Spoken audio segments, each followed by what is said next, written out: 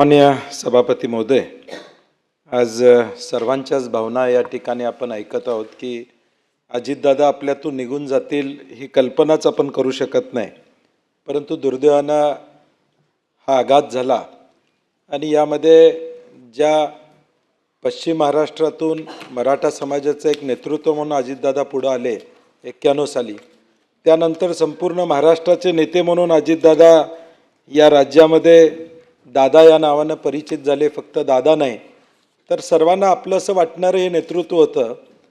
आणि मला आठवते आम्ही NSUच्या माध्यमातून 91-92ला काम करत असताना दादा म्हणजे एक आयडियल म्हणून आमच्यासाठी त्या काळामध्ये त्या ठिकाणी होते. आणि त्या काळापासून दादांना बघण्याचा योग आम्हासारख्या कार्यकर्त्यांना त्या ठिकाणी आला. जे पोटात तेच ओटात अशी भूमिका दादांची नेहमी राहिली. स्पष्टपणे आपल्याला जे वाटतंय ते बोलण्याचं काम दादांनी केलं. पुढच्याला काय वाटते त्याच्यापेक्षा जे खरं आहे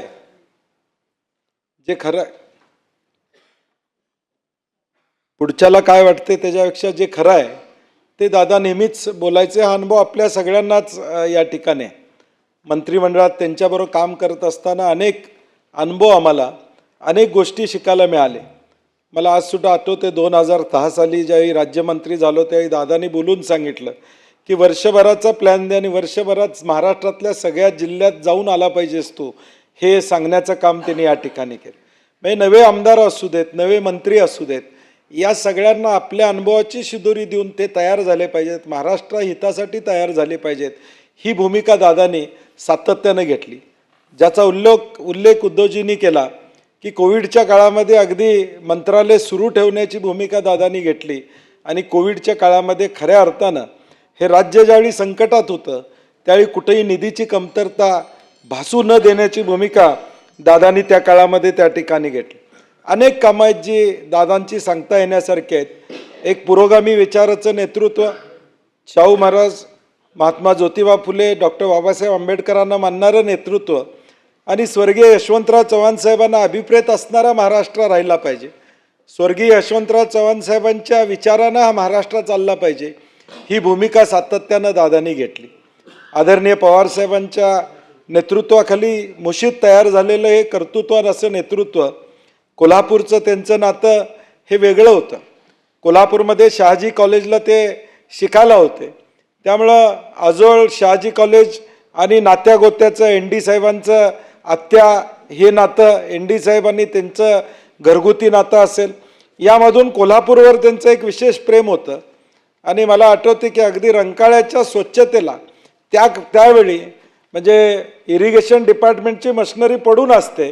मी आणि मुश्रीफ साहेबांनी सांगितलं ती आपण वापरली पाहिजे फक्त डॅमवर वापरण्यापेक्षा. आणि तो एक GR काढला गेला की इरिगेशन डिपार्टमेंटची मशिनरी आपण ज्यावेळी वापरात नसते त्यावेळी इतरांना वापरायला परवानगी दिली पाहिजे. अशा अनेक आठवणी आहेत.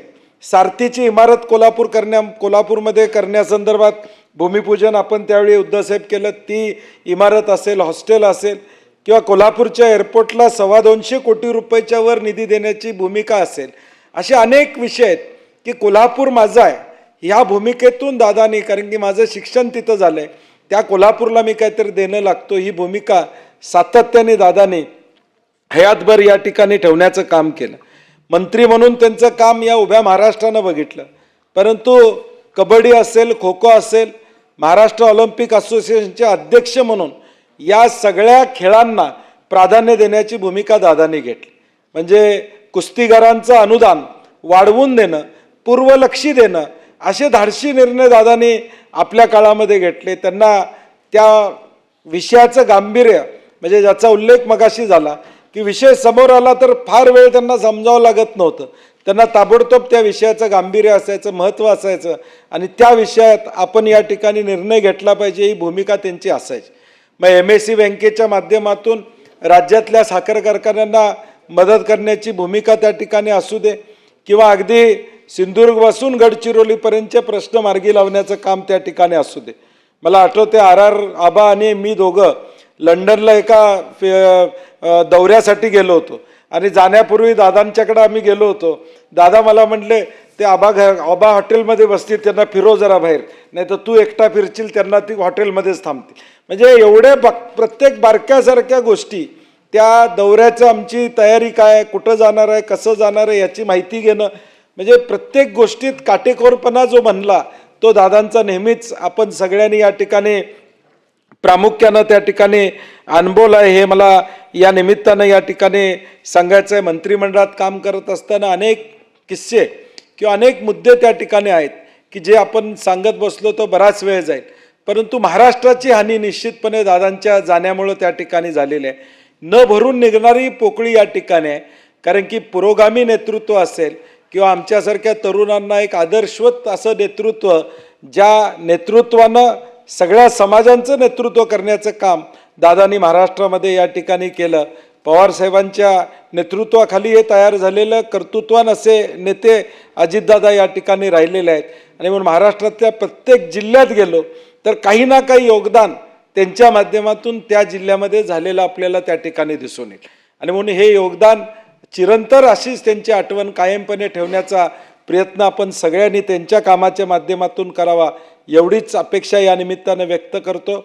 आणि काँग्रेस पक्षाच्या वतीनं, माझ्या वतीनं त्यांना भावपूर्ण आदरांजली व्यक्त करत असताना आदरणीय सुनेत्राताई, जय आणि पार्थ यांना या ठिकाणी या संकटातून, या दुःखातून सावरण्याचं ईश्वर त्यांना बळ देव, ही भावपूर्ण आदरांजली या ठिकाणी व्यक्त करतो.